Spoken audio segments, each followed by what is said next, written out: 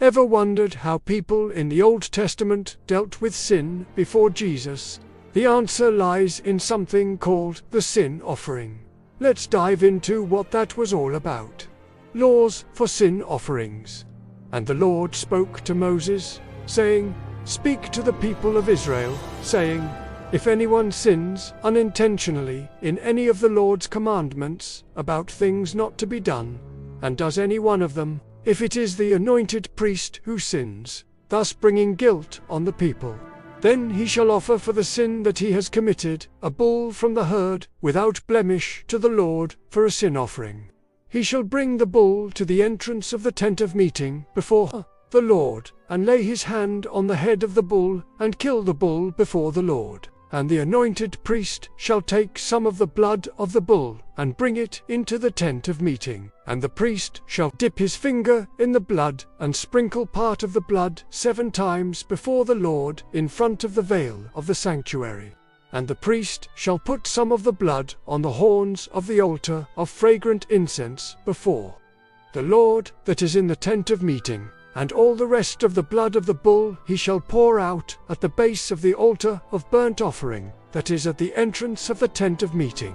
And all the fat of the bull of the sin offering he shall remove from it, the fat that covers the entrails, and all the fat that is on the entrails, and the 2 kidneys, with the fat that is on them at the loins, and the long lobe of the liver, that he shall remove with the kidneys, just as these are taken from the ox of the sacrifice of the peace offerings.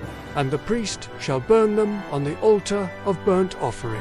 But the skin of the bull, and all its flesh, with its head, its legs, its entrails, and its dung, all the rest of the bull, he shall carry outside the camp to a clean place, to the ash heap, and shall burn it up on a fire of wood.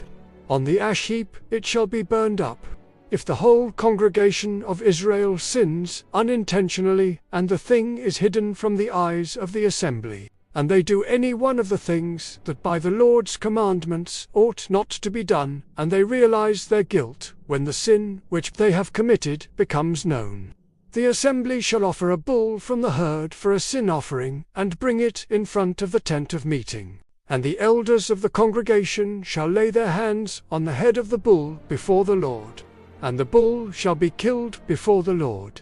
Then the anointed priest shall bring some of the blood of the bull into the tent of meeting, and the priest shall dip his finger in the blood and sprinkle it 7 times before the Lord in front of the veil. And he shall put some of the blood on the horns of the altar that is in the tent of meeting before the Lord, and the rest of the blood he shall pour out at the base of the altar of burnt offering that is at the entrance of the tent of meeting. Please follow, comment, share, and subscribe for more. Thank you. FB. Unedited Words Sophrists. IG Thetruth Will Sotri 39. YouTube Judipal and partly Masatu Sambilan. In the book of Leviticus, God laid out specific instructions for these offerings. It wasn't just a random ritual. It was a deeply meaningful act. The purpose was to atone for unintentional mistakes made out of ignorance, not deliberate rebellion. Think of it as a way to say, "I'm sorry" to God, and get back in right relationship with Him. The type of animal brought for the offering depended on who sinned. A high priest or the entire community of Israel had to offer a young bull, the most valuable sacrifice.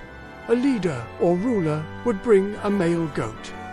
An ordinary person could bring a female goat or a lamb. And if someone was too poor to afford a lamb, God made a way for them too. They could offer 2 turtle doves or 2 young pigeons. This shows God's heart for everyone, regardless of their social or economic status. The person who sinned would lay their hands on the animal's head. This symbolized the transfer of their sin onto the animal.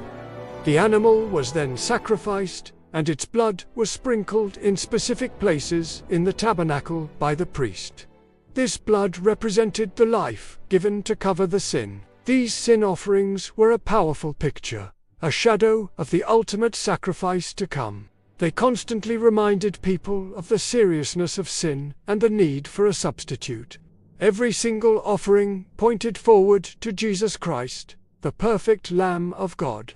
who would one day take away the sin of the world with his own blood, once and for all. It's amazing to see how God's plan of redemption was woven throughout history, even in these ancient laws. Thanks for watching. If you found this interesting, give us a like and subscribe for more insights.